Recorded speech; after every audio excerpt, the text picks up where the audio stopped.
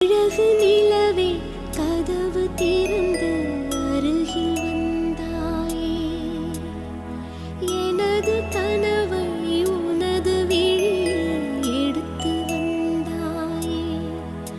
ஒரு பாலைவனமாய் கிடந்த வயிற்றில் பாலை வார்த்தாயே, என் பாதி உயிரை திருப்பித் தரவே பறந்து வந்தாயே. இந்த